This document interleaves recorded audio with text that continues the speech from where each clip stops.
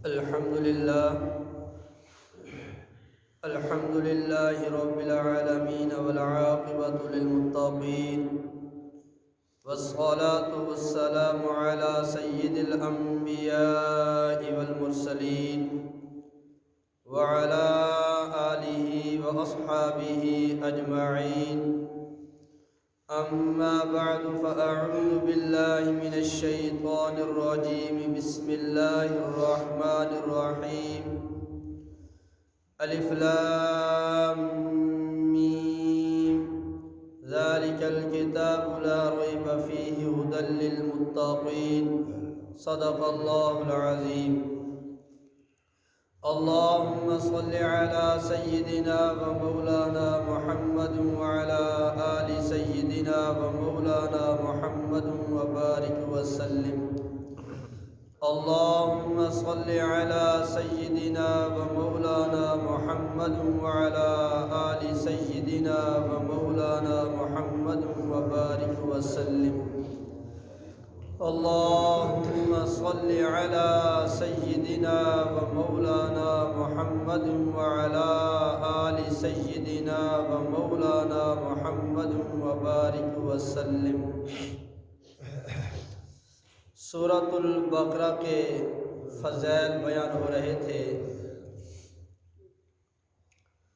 فرمایا جس گھر میں سورۃ البقرہ پڑھی جاتی ہے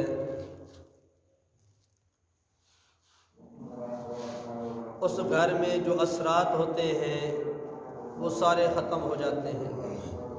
جنات کے اثرات، جادو کے اثرات، ہر موذی چیز کے جو اثرات ہوتے ہیں وہ سارے ختم ہو جاتے ہیں. مفسرین نے پہلے تو ان حدیثوں کو بیان فرمایا جن میں سورۃ البقرہ کے فضائل تھے، اور اب اس حدیث کو بیان فرماتے ہیں جس میں سورۃ البقرہ کے بھی فضائل ہیں اور ساتھ سورۃ آل عمران کے بھی فضائل ہیں. سورہ بقرہ جب ختم ہوتی ہے تو اس کے آگے سورۃ آل عمران شروع ہو جاتی ہے. تو آج جو بیان کریں گے اس میں سورہ بقرہ کے بھی فضائل ہیں، سورۃ آل عمران کے بھی فضائل موجود ہیں. حضرت عبداللہ بن بریدہ رضی اللہ تعالیٰ عنہ روایت کرتے ہیں، یعنی بیٹا اپنے باپ سے روایت کرتا ہے. بیٹا عبداللہ ہے، باپ حضرت بریدہ ہے. وہ حضرت بریدہ کہتے ہیں کہ کنت جالسا عند النبی صلی اللہ علیہ وآلہ وسلم، میں نبی پاک صلی اللہ تعالیٰ علیہ وآلہ وسلم کے پاس بیٹھا تھا. تو کتنے خوش نصیب تھے جو آقا کے پاس بیٹھتے ہوں گے اور آقا کا چہرہ مبارک بار بار تکتے ہوں گے. خیر، وہ کہتے ہیں میں نبی پاک صلی اللہ علیہ وآلہ وسلم کے پاس بیٹھا تھا. فَسَمِعْتُهُ يَقُولُ، میں نے رسول اللہ صلی اللہ علیہ وسلم کو یہ فرماتے ہوئے سنا. حضور علیہ السلام نے فرمایا کیا؟ تعلموا سورۃ البقرہ، تم سورۃ بقرہ پڑھا کرو، سیکھا کرو، عمل کیا کرو. فرمایا فإن أخذها برکہ، جو سورۃ البقرہ پڑھتا ہے، اس کے علم حاصل کرتا ہے، اس پر عمل کرتا ہے تو سورۃ بقرہ کا پڑھنا برکت ہے اور اس کا علم حاصل کرنا برکت ہے، اس پہ عمل کرنا برکت ہے. وَتَرْكَهَا حَسَرَةٌ، اور سورۃ بقرہ کو چھوڑ دینا، اس کے علم حاصل نہ کرنا، اس پہ عمل نہ کرنا، اس کو نہ پڑھنا حسرت ہے اور افسوس ہے. اور سورۃ بقرہ جو پڑھنے والا ہے اس کے اوپر جادو، ٹونا، جنات، سحر، ہر چیز کے اثر جو وہ حملہ نہیں کر سکتا. حضرت بریدہ رضی اللہ تعالیٰ عنہ کہتے ہیں حضور علیہ السلام نے اتنی بات فرمائی پھر چپ ہو گئے. تھوڑی دیر خاموش ہونے کے بعد پھر حضور صلی اللہ علیہ وآلہ وسلم نے فرمایا تعلموا سورۃ البقرہ وآل عمران، سورہ بقرہ بھی پڑھو اور سورہ آل عمران بھی پڑھو، کیونکہ یہ دونوں صورتیں قیامت کے دن پڑھنے والوں کے لیے سایہ کر لیں گی۔ جو سورہ بقرہ پڑھے گا، سورۃ آل عمران پڑھے گا، قیامت کے دن یہ دونوں صورتیں ان کی تلاوت کرنے والوں کے لیے سایہ بن جائیں گی، جس طرح بادل سایہ کر لیتے ہیں، جب پرندوں کے جھنڈ جمع ہو کے وہ سایہ کرتے ہیں، اسی طرح یہ صورتیں پڑھنے والے کے لیے یہ صورتیں قیامت کے دن سایہ کریں گی۔ فرمایا یہ دونوں نورانی صورتیں ہیں اور نورانی سایہ ہو۔ جس دن اللہ کے عرش کے سائے کے علاوہ کوئی سایہ نہیں ہوگا، وہاں ان صورتیں پڑھنے والے کا سایہ ان کو نصیب ہو جائے گا۔ جو صورتیں پڑھنے والے ہیں ان کو ان کا سایہ نصیب ہو جائے گا۔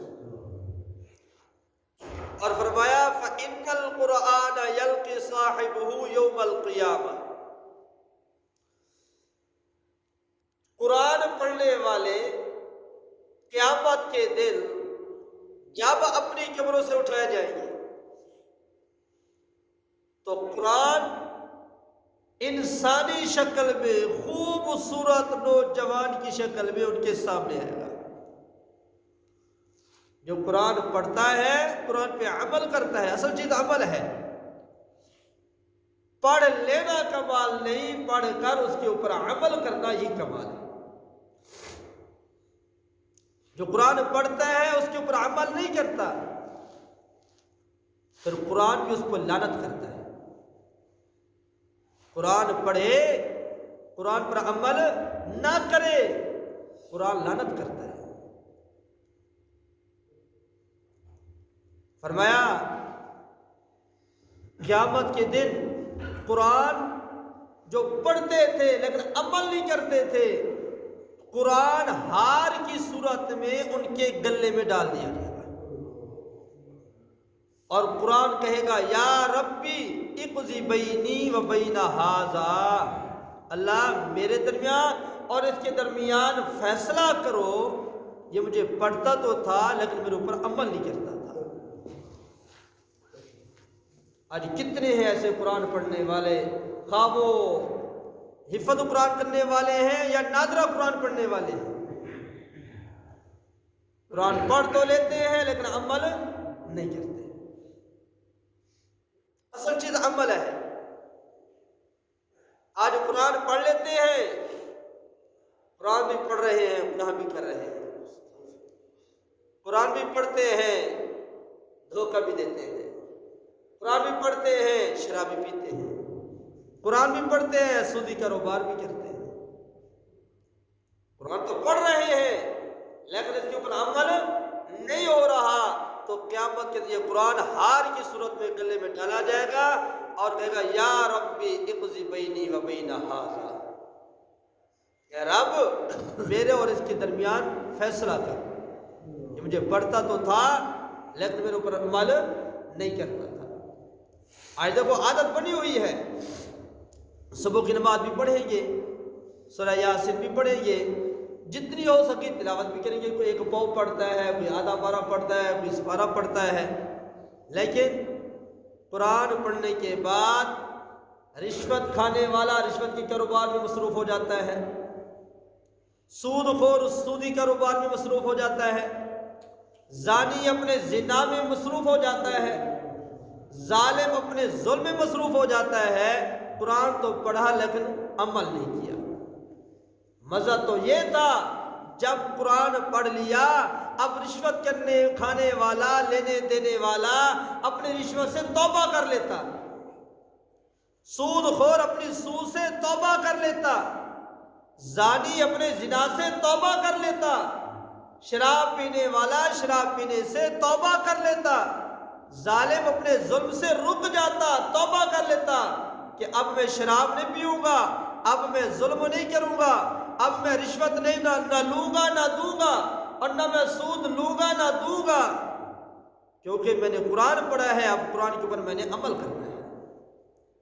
اور جو قرآن پڑھتا ہے، قرآن کے اوپر عمل کرتا ہے، تو قیامت کے دن قرآن انسانی شکل میں خوبصورت بن سنور کے ان کے سامنے آئے گا۔ حدیث پاک میں آتا ہے قیامت کے دن اعمال کو اللہ تعالیٰ شکلیں دے گا. جو اچھے اعمال ہوں گے ان کی اچھی شکلیں ہوں گی، جو برے اعمال ہوں گے ان کی بری شکلیں ہوں گی.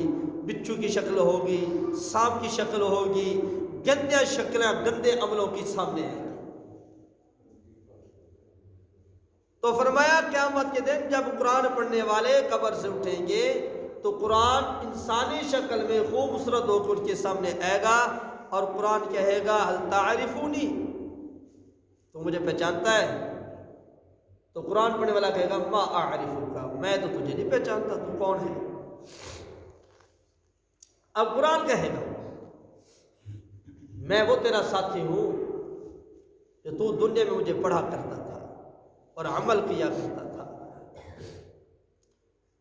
روزے کی حالت میں تجھے بھوک بھی لگی ہوئی ہوتی تھی، پیاس بھی لگی ہوئی ہوتی تھی، پھر بھی تو مجھے پڑھتا رہتا تھا. لوگ رات کو سو جاتے تھے اور تو مجھے پڑھا کرتا تھا. رات کو کوئی گناہوں میں مصروف ہو جاتا لیکن تو میری تلاوت میں مصروف ہو جاتا تھا. میں اپنے ذوق میں یوں کہتا ہوں، قرآن کہے گا لوگ گالیاں دیتے تھے تو قرآن پڑھتا تھا، لوگ پتھر مارتے تھے تو قرآن پڑھتا تھا، لوگ برا بھلا کہتے تھے تو قرآن پڑھتا تھا، لوگ تیر اور نیزے مارتے تھے پیر امام حسین رضی اللہ تعالیٰ عنہ کو کربلا کے میدان میں، پر میرے پیر امام حسین رضی اللہ تعالیٰ عنہ قرآن پڑھا کرتے تھے. مکے کی دھرتی پہ میرے آقا قرآن پڑھا کرتے تھے، لوگ پتھر مارا کرتے تھے. یہ قرآن کہے گا میں تمہارا وہ ساتھی ہوں، تم نے بھوک بھی برداشت کی، پیاس بھی برداشت کی، بخار برداشت کیا، تکلیفیں برداشت کی، میرا ساتھ نہ چھوڑا. آج میں بھی تمہارا ساتھ نہیں چھوڑوں گا. آج میں بھی تمہیں اپنے ساتھ تمہارا ساتھی بنوں گا. جتنا دنیا میں تم نے مجھے ساتھی اپنا بنایا تھا، آج میں تمہیں جنت میں لے کر جاؤں گا. شرط ہے قرآن پڑھیں اور اس کے اوپر عمل کریں، عمل شرط ہے. اور آج کتنے ایسے ہیں قرآن پڑھا، قرآن پڑھنے کے بعد قرآن کو بھلا دیا، خواہ وہ حفظ پڑھنے والے ہیں یا نادرہ پڑھنے والے ہیں. مشکاہ شریف کی حدیث ہے، نبی پاک حضرت سعد بن عبادہ رضی اللہ تعالیٰ عنہ روایت فرماتے ہیں کہ نبی پاک صلی اللہ تعالیٰ علیہ وآلہ وسلم نے فرمایا جس نے قرآن پڑھا پھر غفلت سستی لاپرواہی سے قرآن کو بھلا دیا، قیامت کے دن اللہ تعالیٰ سے اس حال میں ملاقات کرے گا کہ وہ اجزم ہوگا، کوڑی ہوگا، کوڑ کی مرض میں مبتلا ہوگا، اس کے جسم سے خون پی بہہ رہا ہوگا، جسم سے بدبو آ رہی ہوگی، اور یہ بھی لکھا گیا ہے کہ اس کے ہاتھ اور انگلیاں یہ گرم ہوں گے، قرآن کو اٹھایا ہی نہیں. اور فرمایا اس کے منہ کے جو دانت ہیں وہ گر چکے ہوں گے، پڑھتا ہی نہیں تھا.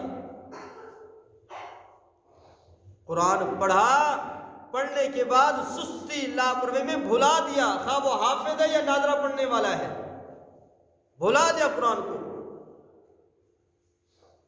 تو کوڑی کی حالت میں اللہ کس سے ملاقات کرے گا؟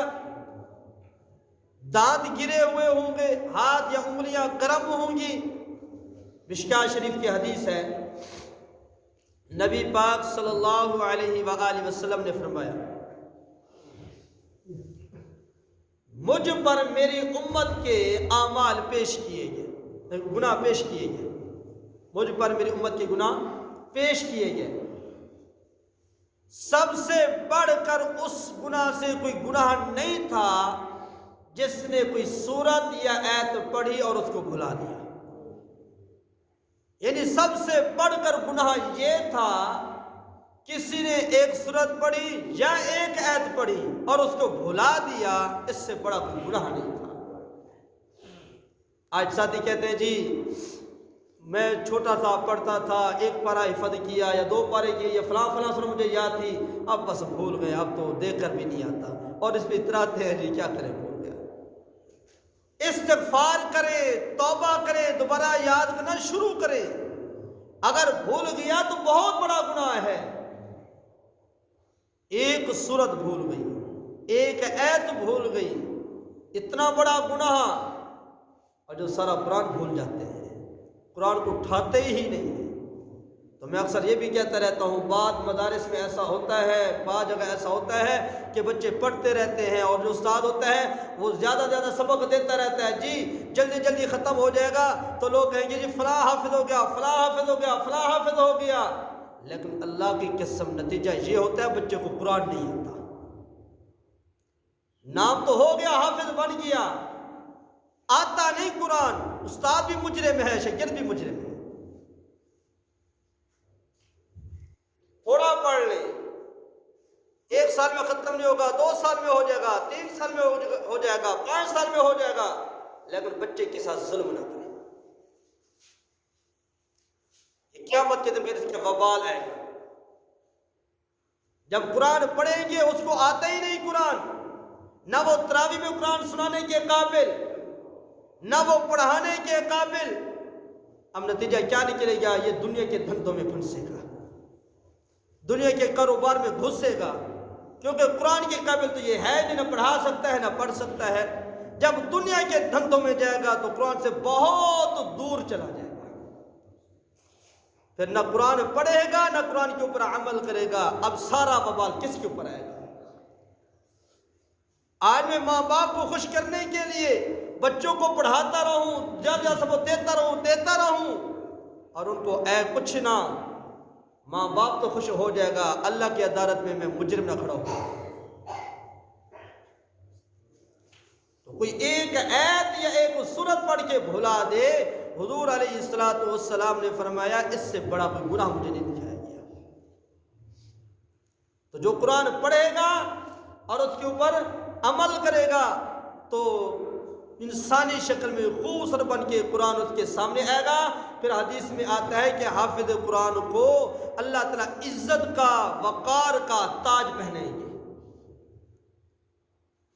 اور جو حافظ قرآن ہے اس کے والدین کو بھی اللہ تعالیٰ ایسے قیمتی ہلے جوڑے پہنائیں گے، اور وہ حافظ قرآن کے والدین پوچھیں گے کہ ہمیں یہ کس وجہ سے یہ اعزاز دیا جا رہا ہے، کس وجہ سے یہ ہمیں قیمتی ہلے جوڑے پہنائے جا رہے ہیں؟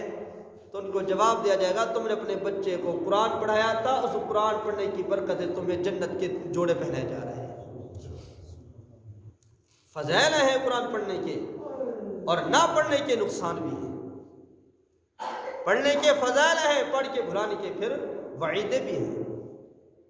تو اس لیے میں نے شروع میں عرض کیا، پڑھ لینا کمال نہیں، قرآن پڑھیں اور اس کے اوپر عمل کریں۔ آج کتنے میرے ایسے نوجوان بھائی ہیں قرآن کے حافظ ہیں، قرآن پڑھا ہوا ہے، ایک نہیں کئی ہے میرے سامنے ہیں، اور کسی کے اوپر میں تنقید بھی نہیں کر رہا، کئی میرے سامنے ہیں حافظ ہیں، لیکن بیچارے موبائلوں میں مصروف ہیں، فیس بک پہ مصروف ہیں، نیٹ پہ مصروف ہیں، اور ان کے بال دیکھو تو پتہ چلتا ہے شاید یہ حافظ ہے یا نہیں ہے۔ ان کے بالوں کی سیٹنگ دیکھیں، ان کے لباس کی سیٹنگ دیکھیں، پھر ان کی مجلس دیکھیں۔ ماں باپ بھی احساس تک نہیں کرتا کہ ہمارا بچہ حافظ، جس کو ہم نے حافظ بنایا، جس نے قیامت کے دن ہماری سفارش کرنی تھی، اس کی یہ حالت ہے قرآن سے دور ہو گیا، یہ قرآن پہ عمل نہیں کر رہا، یہ میری شفاعت کیسے کرے گا؟ ماں باپ کی سفارش کیسے کرے گا؟ اور ماں باپ بھی خوش ہوتے ہیں، جی ماشاءاللہ ہمارا بچہ بڑے پروٹوکول میں جا رہا ہے، یہ پتہ نہیں یہ گل ہو رہا ہے، برباد ہو رہا ہے۔ اگر یہاں حافظ قرآن اپنے قرآن پڑھے گا، عمل کرے گا، تو وہ 10 کو جنت میں لے جائے گا۔ جب خود ہی رہ گیا، خود بھی پھنس گیا، تو وہ سفارش کہاں کرے گا؟ اس کو تو خود کی پیشی بھگت جائے گی۔ فرمایا جو قرآن پڑھتا ہے، عمل کرتا ہے، اللہ حافظ قرآن کو کہیں گے قرآن پڑھتا جا، جنت کے درجوں میں چڑھتا جا۔ اور علماء نے یہ بھی لکھا ہے کہ قرآن پاک کی 6666 آیات ہیں، تو جنت کے بھی 6666 درجے ہیں۔ ایک آیت پڑھے گا جنت ایک درجے میں چڑھے گا، دوسری آیت پڑھے گا دوسرے درجے میں چڑھے گا، قرآن بھی پڑھتا جائے گا، جنت کے درجوں میں چڑھتا جائے گا۔ جہاں قرآن پاک کی آخری آیت ہوگی وہ اس کا آخری مقام ہے۔ شرط عمل ہے، یہ بار بار میں عرض کر رہا ہوں، شرط عمل ہے۔ قرآن بھی پڑھتے رہیں، ڈھنگوسل بھی مارتے رہیں، قرآن بھی پڑھتے رہیں اور گناہ بھی کرتے رہیں، قرآن بھی پڑھتے رہیں، آنکھوں کو غلط استعمال کریں، کانوں کو غلط استعمال کریں، زبان کو غلط استعمال کریں، ہاتھ پاؤں کو غلط استعمال کریں، اسے نہ پڑھنا بہتر ہے۔ فرمایا ایک قرآن پڑھ کے گناہ کرنے والا ہے، ایک ان پڑھ گناہ کرنے والا ہے۔ قرآن پڑھ کے گناہ کرنے والا یہ بڑا گناہ ہے، بڑا مجرم ہے۔ لوگ تو دھوکے میں پھنس جاتے ہیں، جی دیکھو نماز بھی پڑھتا ہے، قرآن بھی پڑھتا ہے، بڑا نیک ہے، متقی پرہیزگار ہے، لوگ نیکی دیکھ کر پھنس جاتے ہیں، یہ چھرے لگانے سے نہیں پھرتا، یہ قیامت کے دن حساب ہوگا۔ تو خیر آج کی یہی حدیث، اللہ رب العالمین ہم سب کو عمل کرنے کی توفیق عطا فرمائے۔